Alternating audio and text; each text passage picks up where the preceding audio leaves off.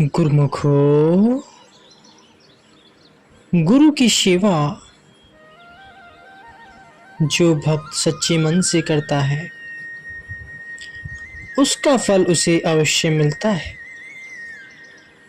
जो अपना तन मन धन परम सुख को त्याग कर इस सांसारिक वस्तुओं को त्याग कर सच्चे मन से सेवाकृत हो जाता है उसका इतिहास में नाम रोशन हो जाता है। इस विषय में गुरुमुखो सत्यकाम की कथा बड़ी ही शिक्षाप्रद और प्रेरणादायक है, जिससे प्रेरणा लेकर हम भी अपने जीवन को सफल एवं धन्य बना सकते हैं। सत्यकाम की कथा मैं आपको सुनाने जा रहा हूं गुरुमुखो, सभी ध्यान पूर्वक सुने। सत्यकाम अभी शिशु ही था जबकि उसके पिता का शरीरा अंत हो गया और इसके पिता की मृत्यु हो गई और वह पिता के स्नेह से वंचित हो गया। उसकी माता का नाम जबाला था और वह अत्यंत विचारशील तथा भक्ति भाव संपन्न थी। वह सत्यकाम को सदा भक्ति विषयक कथाएं सुनाया करती थी और उसे सदाचार की शिक्षा दिया करती थी। इस प्रकार उसकी माता से उसने पहले से ही भक्ति के विचारों की कथाएं सुनकर हृदय में भक्ति प्रबल कर ली थी। जब वह बड़ा हुआ तो एक दिन जबाला ने सत्यकाम से कहा, पुत्र, अब तुम्हारी आयु विद्या ग्रहण करने की है, इसलिए तुम ब्रह्म ऋषि हारिदमत गौतम जी की शरण में जाओ और आश्रम पर रहकर उनसे विद्या और आध्यात्मिक ज्ञान प्राप्त करो। वे इस समय के पूर्ण महापुरुष हैं, किंतु एक बात का सदा स्मरण रखना कि गुरुदेव जो भी आज्ञा करें उसे श्रद्धा पूर्वक शिरोधार्य करना और उसे सत्य सत्य मानकर प्राणपण से पूरा करना। गुरुदेव की आज्ञा का पालन करने में ही शिष्य का कल्याण निहित है गुरुमुखो। सत्यकाम ब्रह्म ऋषि गौतम की शरण में पहुंचा और उन्हें श्रद्धा पूर्वक प्रणाम कर करवद प्रार्थना की, गुरुदेव, मेरे पिता का परलोकवास हो चुका है। माता ने विद्या प्राप्ति हेतु मुझे आपकी शरण में भेजा है। मुझे अपना शिष्य बनाने की कृपा करें। तो ब्रह्म ऋषि गौतम उसकी नम्रता और श्रद्धा भावना देखकर अति प्रसन्न हुआ और उसे अपना शिष्य बना लिया। सत्यकाम आश्रम में रहकर अध्ययन करने के साथ साथ सेवा करने लगा। गुरुदेव जो भी सेवा उसके जिम्मे लगाते आज्ञा शिरोधार्य कर वह बड़े ही उत्साह, लगन और हित चित्त से उसे करने में जुट जाता। जैसे जैसे उसने गुरुदेव के हृदय में अपना स्थान बना लिया, अंततः ब्रह्म ज्ञान देने से पहले गौतम ऋषि ने उसकी परीक्षा लेने का विचार किया। जिस प्रकार सुनार सोने को परखता है, वैसे ही ब्रह्म ऋषि गौतम ने भी अपने शिष्य को परखा। गुरुदेव ने एक दिन सत्यकाम को बुलाया और 400 अत्यंत दुर्लभ गायें जो किसी राजा ने आश्रम के लिए भेजी थी उसके हवाले करते हुए कहा, तुम इन गांवों को ले जाओ और जब तक इनकी संख्या पूरी 1000 न हो जाए वापस मत लौटना। यहाँ पढ़ने सुनने वालों के मन में यह शंका उत्पन्न हो गई सकती है कि ब्रह्म ज्ञान का इस कार्य के साथ क्या संबंध है, किंतु सत्यकाम के मन में न तो इस प्रकार की कोई शंका ही उत्पन्न हुई और न ही इस विषय में उसने ही कोई प्रश्न किया। क्योंकि उसने तो यही सीखा था कि आज्ञा गुरुणा हर्विचारणया, अर्थात गुरु की आज्ञा बिना किसी सोच विचार अथवा वाद विवाद के मान लेनी चाहिए। सत्यकाम के हृदय में यह दृढ़ विश्वास था कि गुरुदेव की आज्ञा का पालन करने में ही उसका कल्याण निहित है। अतः उसने हाथ जोड़कर विनय की कि जैसी आपकी इच्छा, जैसी आपकी आज्ञा गुरुदेव। सत्यकाम गांव को लेकर चल पड़ा और चलते चलते बहुत दूर एक वन में पहुंच गया। वहां चारों ओर हरी हरी घास थी और वहां एक छोटी सी नदी भी बह रही थी। उसने वहीं रुकने का निश्चय, अपने रहने के लिए एक कुटिया बनवाई। फिर तन मन धन से गांवों की सेवा जुट गए।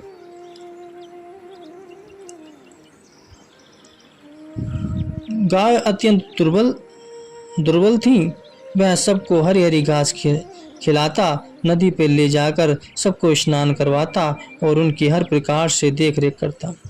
उसकी सेवा और देखभाल से गौएं खूब हष्टपुष्ट हो गईं। धीरे धीरे उनकी संख्या में वृद्धि होने लगी। यद्यपि सत्यकाम निष्भाव से सेवा के कार्य में दंतचित्त था, उसके मन में फल की तनिक भी कामना नहीं थी, परंतु प्रकृति ने उसका फल देना ही था। कोई हृदय में फल की इच्छा रखे अथवा न रखे, प्रकृति तो उसका हर तरह से ध्यान रखती है। एक बार श्री हुजूर सद्गुरुदेव दाता दयाल जी महाराज ने निष्काम सेवा पर वचन प्रष्टि करते हुए फरमाया था कि जो निष्काम भाव से श्री दरबार से सेवा करता है, जो सेवा के फल की तनिक भी इच्छा मन में नहीं रखता, तो यह मत समझो कि उसको कुछ नहीं मिलता। वास्तविकता यह है कि हृदय में फल की इच्छा होने पर भी वह सब कुछ प्राप्त कर लेता है।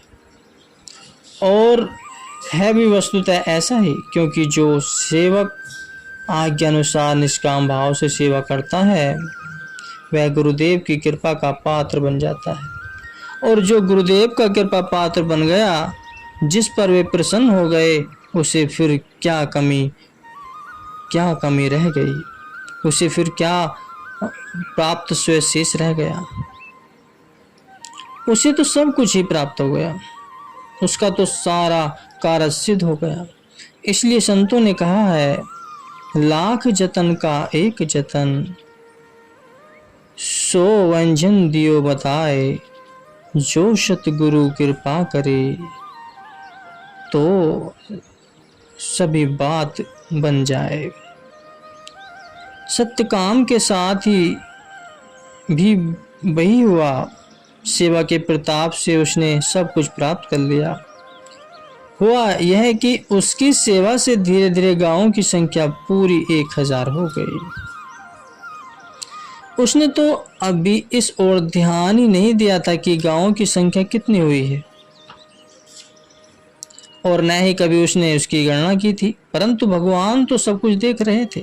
अंततः भगवान की ओर से 4 देवताओं के जिम्मे सत्यकाम की इस बात की याद दिलाने की गौओं का संख्या 1000 हो गई है तथा उसे ब्रह्म ज्ञान देने का कार्यभार सौंपा गया। तब एक देवता ने वृषभ के रूप में सत्यकाम के पास आकर कहा, सत्यकाम, तुम्हारी सेवा के प्रताप से गांवों की संख्या पूरी 1000 हो गई है, इसलिए अब तुम गांवों को लेकर आश्रम लौट जाओ। सत्यकाम ने उसे प्रणाम किया।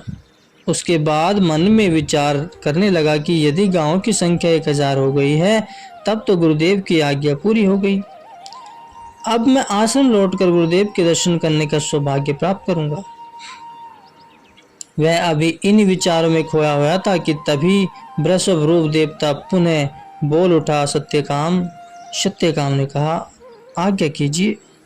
वृषभ रूप देवता ने कहा, ब्रह्म तत्व के संबंध में मैं तुम्हें उसके एक चरण का उपदेश देता हूँ कि वह ब्रह्म प्रकाशवान है, और जो पुरुष ब्रह्म को प्रकाशवान इस गुण से युक्त जानकर उपासना करता है, वह इस लोक में प्रकाशवान होता है।